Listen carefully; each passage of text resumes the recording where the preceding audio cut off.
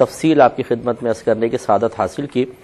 اور اب واجبات نماز کے بارے میں ہماری گفتگو چل رہی تھی، اور چونکہ بعض واجبات نماز کے ترک پر سجدہ سہو لازم ہو جاتا ہے،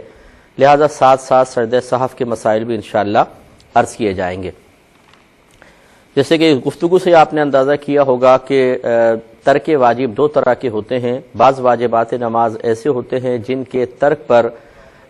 یقیناً نماز میں کمی تو پیدا ہوتی ہے، لیکن اس کمی کے تدارک کے لیے، اس کمی کی تلافی کے لیے، اس کمی سے پیدا ہونے والے نقصان کو پورا کرنے کے لیے سجدہ سہو نہیں ہوتا، بلکہ شریعت نے حکم دیا ہے کہ اس نماز کو دوبارہ پڑھا جائے۔ اسی لیے کہا جاتا ہے کہ اگر کوئی واجب ترک ہو گیا تو نماز واجب الاعادہ ہو جاتی ہے۔ اور بعض واجبات نماز ایسے ہیں کہ اگر چھٹ جائیں، ترک ہو جائیں لیکن سہون، تو اس میں سجدہ سہو ہوتا ہے۔ تو خلاصہ کلام یہ ہے کہ ہمیں جاننا چاہیے کہ وہ کون سے واجبات ہیں کہ اگر ترک ہو جائیں تو سجدہ سہو سے کمی پوری نہیں ہوگی بلکہ نماز واجب الاعادہ ہوگی۔ اسی طرح اگر کوئی واجب ترک ہوا اور انسان آخر میں سجدہ سہو کرنا بھول جائے تب بھی وہ نماز واجب الاعادہ ہو جاتی ہے۔ اسی طریقے سے اگر جان بوجھ کر کوئی واجب ترک کیا جائے، فرضیت ادا ہو جائے گی لیکن نماز واجب الاعادہ ہوگی۔ اور وہ کون کون سے واجبات ہیں جن کو ادا کرنے کے بعد جن کی عدم ادائیگی کی وجہ سے اگر سہون چھٹ گیا، بھولے سے چھٹ گیا، تو اس کی کمی کو پورا کرنے کے لیے شریعت نے ہمیں سجدہ سہو کی اجازت مرحمت فرمائی ہے۔ تو گویا کہ اب ہم چار چیزوں کا بیان کریں گے جو آپ کی خدمت میں عرض کی، اور بالتفصیل عرض کریں گے، اس کو ذرا غور سے سماعت فرمائیں۔ ہر عاقل بالغ مسلمان مرد و عورت کے لیے ان مسائل کا سیکھنا اشد ضروری ہے۔ خصوصاً ہمارے بہت سارے بھائی بہن میلز بھی کرتے ہیں، میسیجز پر کویسچنز کرتے ہیں، پھر یہاں پہ بھی کالز آتی ہیں، اور ویسے بھی پرسنلی بھی وہ کالز کر کے اپنے مسائل معلوم کرتے ہیں۔ اور بعض مسائل اتنے ہمارے علمی لحاظ سے اور ہمارے علمی حلقے کے اعتبار سے ہمیں اتنے سطحی قسم کے محسوس ہوتے ہیں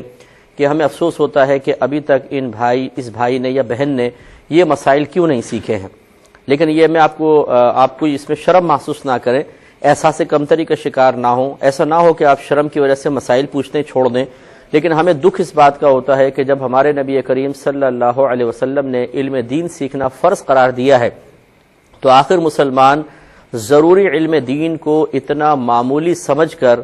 کیوں ترک کر دیتا ہے، اور اس کے لیے سنجیدگی اختیار کرتے ہوئے، باقاعدہ وقت نکالتے ہوئے، باقاعدہ کسی استاد کے پاس رہتے ہوئے کیوں نہیں سیکھتے ہیں؟ ہمیں جب ضرورت محسوس ہوتی ہے تو ہم کسی سے معلوم کر لیتے ہیں، یا کوئی پروگرام دیکھا تو خود بخود معلومات حاصل ہو گئی۔ یہ ابھی تک بہت سارے، بلکہ میں کہتا ہوں کروڑوں مسلمانوں کو شعور ہی حاصل نہیں ہے کہ ہزارہا مسائل ایسے ہوتے ہیں جو ہماری سخت ضرورت والے ہوتے ہیں لیکن ہمیں خود نہیں پتا کہ وہ ہماری ضرورت والے ہیں، اور ایسا موقع بھی نہیں آتا کہ ہم ان مسائل کی ضرورت کو خود محسوس کریں۔ تو اس لیے جب ضرورت محسوس نہیں ہوتی، سیکھتے ہم ہیں نہیں، تو اس کی وجہ سے غلطی کوتاہی ہو رہی ہوتی ہے، اور کم علمی اس طرح ہمیں اپنے حصار میں لیے ہوتی ہے کہ ہمیں احساس ہی نہیں ہو رہا ہوتا کہ ہم غلطی کر رہے ہیں۔ وہ تو کبھی ایسا ہوا کہ کسی نے کوئی بات کہی تو ذہن میں آیا چلو اس کے بارے میں مسئلہ پوچھ لیں، تو پوچھ لیتے ہیں، یا کوئی کتاب پڑھ لی، یا کوئی پروگرام دیکھا اور مسئلہ سمجھ میں آیا تو کہتے ہیں اچھا یہ تو پہلے پتہ نہیں تھا یار، یہ ایسا بھی ہوتا ہے۔ تو خلاصہ کلام یہ ہے کہ بہرحال افسوس ضرور ہے، لیکن جو ہوا سو ہوا۔ ہمیں تمام مسلمان بھائیوں بہنوں کو چاہیے کہ بہت غور سے ان مسائل کو سماعت فرمائیں، اور میں اپنے تمام دیکھنے والوں کی خدمت میں دائرہ ادب میں رہ کے گزارش کروں گا کہ آپ کوشش کریں کہ اپنے اطراف میں جو لوگ اس قسم کے مسائل کے پروگرامز نہیں دیکھتے ہیں، خصوصاً ہمارا جیسے احکام شریعت ہے، تو ان کو ترغیب دیں کہ آپ یہ پروگرام دیکھا کریں تاکہ مسائل سیکھنے کا موقع ملے، انسان کو اپنی اغلاط پر مطلع ہونے کا موقع ملتا ہے۔ بہت سارے گناہ ایسے ہوتے ہیں جس میں انسان مشغول ہوتا ہے، اور توجہ دلا دینے کی بنا پر الحمدللہ وہ اس پر مطلع ہو کر نہ صرف اس گناہ سے بچتا ہے بلکہ سابقہ گناہ پر اللہ تبارک و تعالیٰ اسے توبہ کرنے کی توفیق بھی عطا فرماتا ہے۔ تو سجدہ سہو کی طرف آتے ہیں۔ پہلے یاد رکھیں کہ سہو کہتے ہیں بھول جانے کو، تو سجدہ سہو کا مطلب ایسے سجدے جو بھول کی وجہ سے ہم پر لازم ہوئے ہیں، وہ سجدہ سہو کہلاتے ہیں۔ اور جیسے کہ میں نے آپ کو بتایا کہ بعض واجبات نماز ایسے ہیں کہ اگر بھولے سے ان کو چھوڑ دیا جائے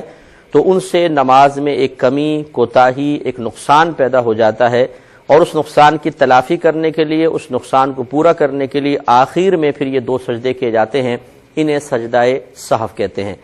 فقہ حنفی کی روشنی میں اس کا طریقہ یہ ہے کہ جب آپ نماز مکمل کر لیں اور آپ کو یقین